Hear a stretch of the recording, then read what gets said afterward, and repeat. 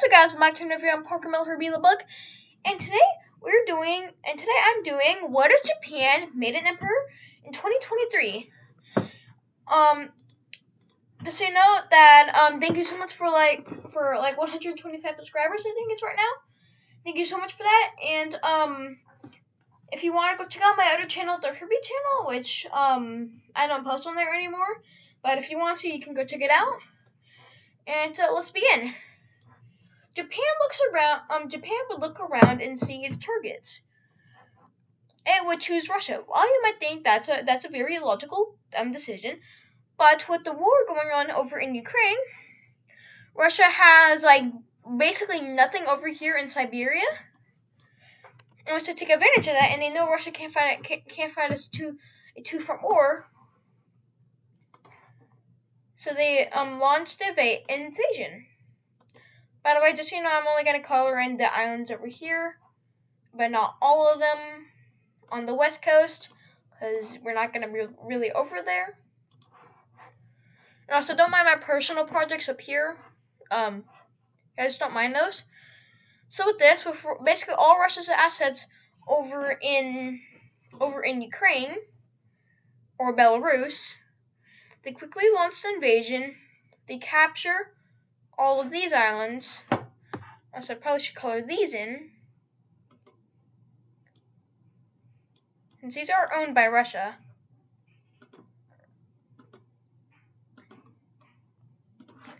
With those, they also launched an invasion of these islands and launched an invasion of this peninsula, which I forgot its name.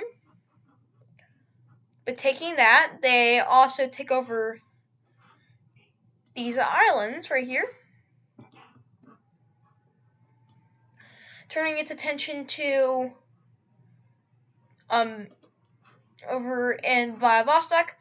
They launch an invasion here and a naval assault here. They quickly link up and cut off Vladivostok from Russia, but Russia is now beginning to send lots more troops over here, but it's not enough to stop. But due to corruption and stuff, and still a lot of assets being over in Ukraine, they quickly launch this invasion. They swoop in.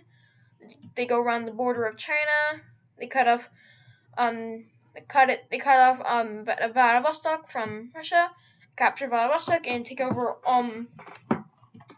the city itself, and also all troops defending it. They continue to push north until here, when Russia humiliatingly agrees to a peace treaty as the nation is on the verge of of breaking apart into a civil war because of the war in Ukraine, losing that, and then losing basically everything. Basically using also Vladivostok is also a big hit to it. With that, with the peace treaty being signed,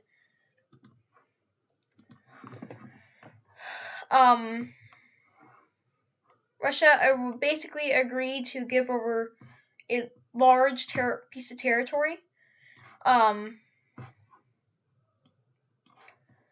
With all of this being, with that from there down, since this peninsula is occupied, they also annex it. With almost all of its occupied land,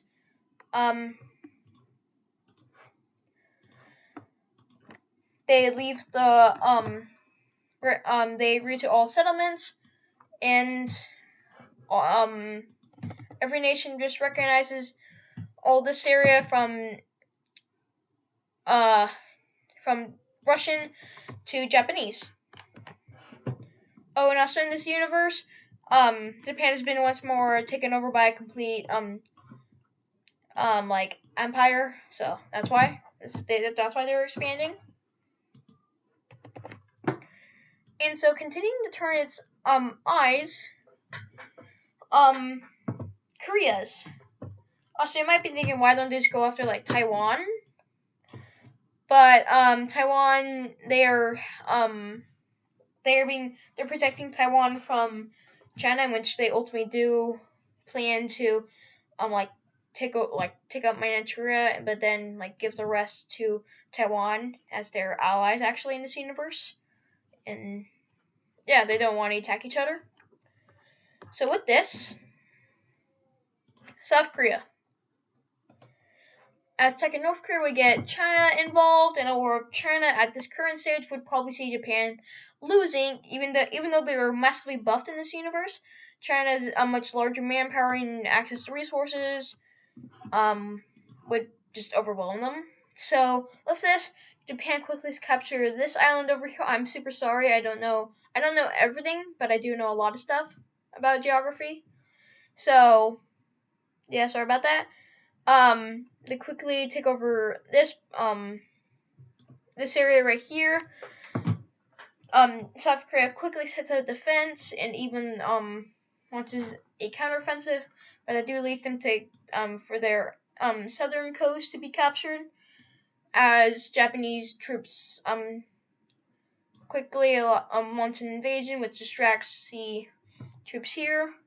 South Korea actually managed to pull off some victories actually, as they managed to capture that.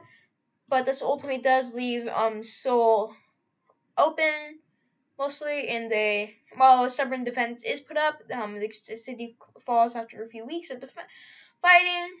South Korea still does not want to give up and continues to fight, ultimately pushed back over to this area. Another naval invasion launched behind remaining South Korean lines. South Korean government ultimately does flee to India, as they still recognize them as the true Korea, but ultimately the country falls and a complete annexation of South Korea is made. But now North Korea now North Korea says that it's they just changed their name to Korea, as well. Yeah, they're the only one left. But with this, their titles quickly challenged because of that Japanese invasion. But yeah, kind of know where this is going. Ultimately, the third Sino-Japanese war starts with Taiwan and the Empire of Japan versus North Korea and China. I won't make this war long, as we all know who's gonna win this. If you didn't know, it's Japan and Taiwan. Japan quickly launched its invasion to capture North Korea. North Korea does actually use one of its nuclear weapons on Japan, hitting there. But no, actually no, yeah, they do hit there, but it's not deter Japan, as the country is quickly wiped out. And also, that'll be the first and last nuclear bomb used in this video. Japan is also a nuclear power at this point, but they do not use it in retaliation. With that, a large invasion of Manchuria is put into action. It sees a decent amount of land taken, also North Korea's complete collapse. Taiwanese Japanese invasion is launched in the south of China, and which takes over this area and quickly expands. As many people sympathize with the return of the Republic and looking for its old ways, and also Japan still keeps elements of democracy, so it doesn't completely collapse. While most power does go to the emperor and stuff, there's still like a parliament. So yeah, there's still prime minister and stuff, but he has less power than he used to. Nanjing is brought back into control of, and Shanghai is all back into control of Taiwanese hands. They just launched a full invasion of the interior of China. they quickly captured this peninsula as just a complete collapse of Chinese lines in the south, which does see rebellions with like increased rebellions from and over this and over like over here from the from East Turks and Tibetans. They do like capture some regions, but I'm not gonna show that. Just know they're rebelling. A offensive from both sides is launched onto Beijing. The Battle of Beijing begins as they digging out their lines to try to capture the city. They are ultimately able to encircle it. And just I'm just gonna put Beijing like right there. I'm sorry if that's not right, but it's hard with this stuff. Battle of Beijing continues. Ultimately, the city falls after the dictator of the PRC is killed by a Taiwanese soldier. China continues to hold out for a little bit longer under a military dictatorship, a full military dictatorship. I'm sorry about the loud noises. My family is all here. There's 6 of us, so it kind of gets kind of loud. But ultimately, the government is overthrown, and a peace treaty is made.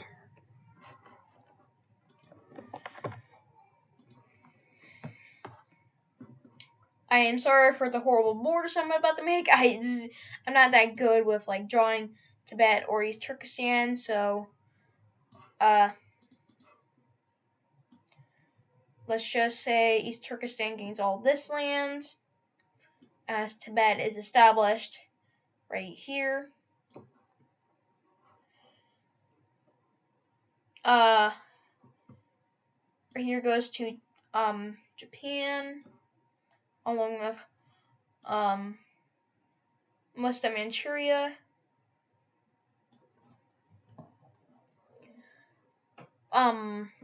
As then all of this goes to Mongolia. I'm sorry for this horrible borders. This is Inner Mongolia. I'm just gonna say that's Inner Mongolia. That goes to Inner Mongolia goes to Mongolia. As ultimately the rest of this is established as just another part of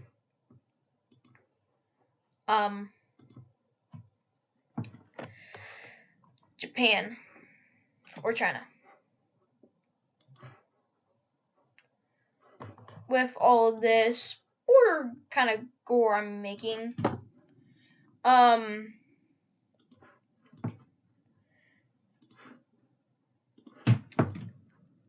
at this point, Japan is one of the strongest nations in the entire globe, with an active military of almost 3 million soldiers, and with an active military of 3 million soldiers, and also nuclear weapons and some most advanced military equipment in the entire world. This allows Japan to continue to be a complete military power and on the global stage, which allows it to threaten its neighbors like never before. As with its main adversary, aka enemy, defeated, and now with the remainder of it being an ally, but not a puppet, but a complete but an ally of Japan. They want to continue moving down south. with moving down south, this would allow Japan to much greater natural resources, and also I am completely failing at getting rid of this. This would allow Japan to have a much greater scope on resources, which it does now have. Basically, the entirety. Wow, this have all this land with resources, and trying to just sell some resources to Japan. Ultimately, ties with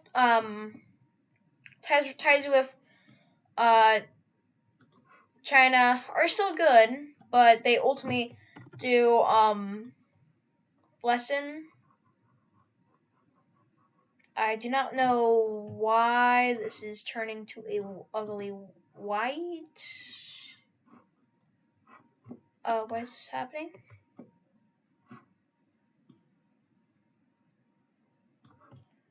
I do not know why the border turned into an ugly white, but like blue color. So I'll just try to mitigate that as much as possible.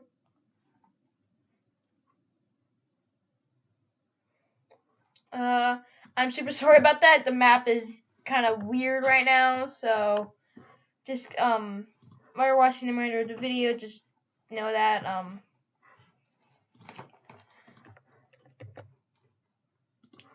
So at this point, Japan threatens Southeast Asia with war if they don't join them.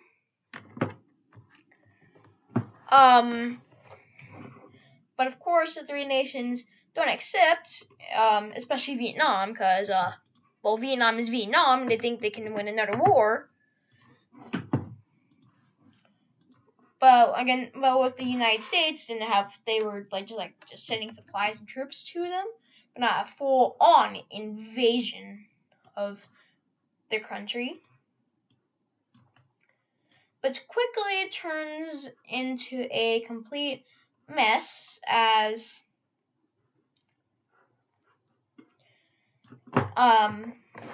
most of southern and middle Vietnam at this point are already have now already been captured by naval invasions, which they quickly connect, and but yeah, a lot of daily fighting continues as north the Viet Cong are able to secure the north and some in the middle, but in the south, Cambodia completely falls. And while they do try to hold on to north, thanks to China allowing the supply of troops and resources into Vietnam, they are quickly met by a surprise invasion, as ultimately a lot of bloody fighting with the Viet Cong continues even after, and even in the occupied territories. The Viet Cong make their last stand as a nation, but ultimately the government does also flee to India along with these other three. But but people of these three nations continue to fight, especially the Vietnamese, who still put up a lot of guerrilla warfare even after nation surrenders and is under complete and total occupation by Japanese, as it is directly incorporated into the Japanese Empire. But at this point, with now Japan having taken over the former French Indochina, they now have they're now beginning to put a lot of influence onto Oceania, and there remain like Burma and stuff. Burma, Thailand, Malaysia, Brunei, Singapore, Philippines, Indonesia, and all these other smaller islands. All the other smaller island nations are getting a lot of pressure and influence from Japan, which is not a good look for these nations. As ultimately, with taking over former French Indochina, this allows them to finally reoccupy the Philippines from World War II.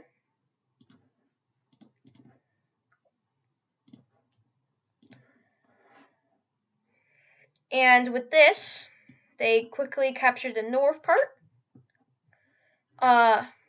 These northern islands. But the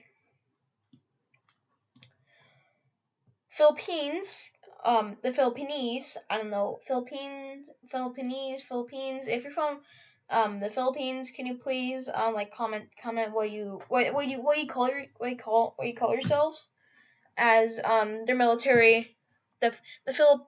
Oh no, I think it's Filipino. Is it Filipino? I think it's Filipino. The Filipino army sets up defense on all these other islands, especially this big one in the south, which is now their capital, which has their now capital city, and they're heavily fortifying it, especially with these islands. But some of these smaller islands are captured as their main now big island and base is now threatened with 3 naval invasions.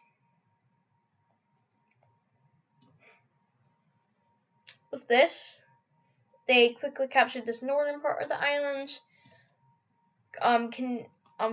A pushback from the Filipino army happens.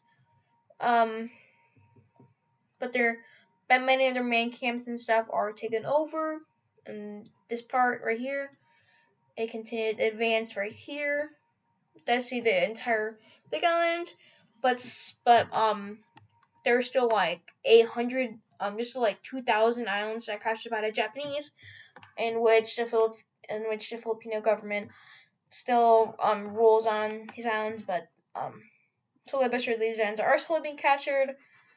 But there's just so many, and there's just some that are just top secret by the total top secret by the Filipino government, that especially their main hub now, that there's just no way to find it.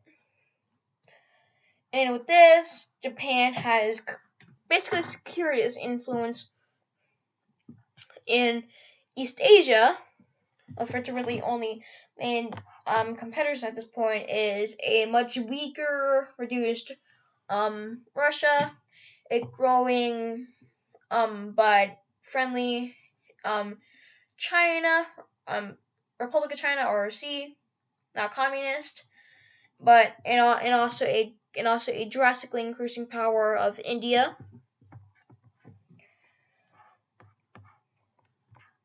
And truly, at this point, Japan could basically take over the entire thing, but basically take over all of East Asia. But at this point, the emperor, aka Emperor Hirohito II, is satisfied with his nation's conquest, and ultimately stops all further expansion plans for now, as he consolidates the areas, begins turning them into Japanese, begins building rebuilding the areas, and turning away his nation from a military nation into a very once more just increase its economy and stuff, even though it has a very powerful economy, and now has the power to become a probably an economy of almost 15 trillion due to how rich it is. And so thank you so much for watching. I hope you really enjoyed my new video, and have a good day. Bye.